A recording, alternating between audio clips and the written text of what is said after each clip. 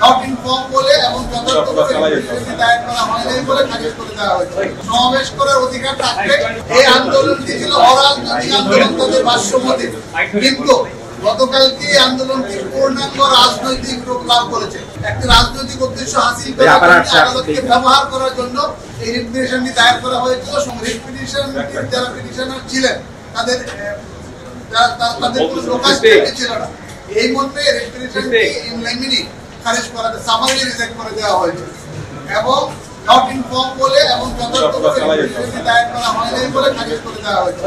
যে constitutional right রয়েছে তাদেরকে বলা হয়েছে যে এটা আমাদের সংবিধানে স্বীকৃত, যাদের সমাবেশ করার অধিকার থাকবে, সমাবেশ করার অধিকার থেকে কাউকে বঞ্চিত করা যাবে না। আর পুলিশ যখন পাওয়ার এক্সারসাইজ করবে তখন সিআরপিসি এবং পিআরপিতে এবং সংবিধানে পুলিশকে যে পাওয়ার দেওয়া আছে সেই পাওয়ারটা পুলিশ এক্সারসাইজ করতে পারবে, বাট সংবিধান, আইন এবং নীতি সাপেক্ষে।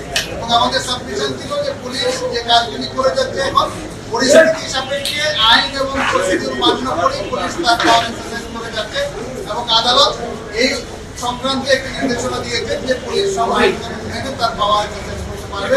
এই বলে খারিজ করে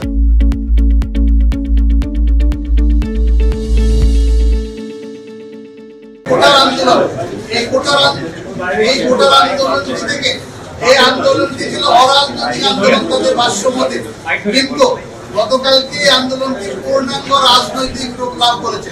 এই আন্দোলনটি এখন এক দফার আন্দোলনে যেহেতু রূপান্তরিত হয়েছে এবং যে দুইজন রিট পিটিশনার তারা গতকালকে ফেসবুকে স্ট্যাটাস দিয়েছেন মাননীয় প্রধানমন্ত্রীকে বাংলা ছাড়ার জন্য এবং তারা এক দফার আন্দোলনে কালকে বক্তব্য রেখেছেন, আপনাদের মিডিয়াতে এগুলো আসছে।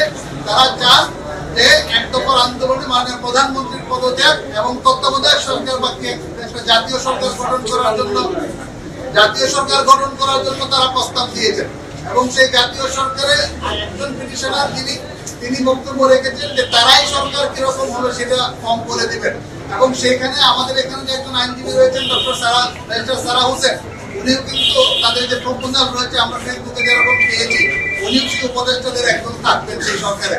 সুতরাং এই সব মিলিয়ে এই পিটিশনটি politically motivated, not in clean hand এবং একটি রাজনৈতিক উদ্দেশ্য চরিতার্থ করার জন্য, একটি রাজনৈতিক উদ্দেশ্য হাসিল করার জন্য, আদালতকে ব্যবহার করার জন্য এই রিট পিটিশনটি দায়ের করা হয়েছিল। সুতরাং রিট পিটিশনটি পলিটিক্যালি মোটিভেটেড হিসাবে খারিজ করে দেওয়া হবে।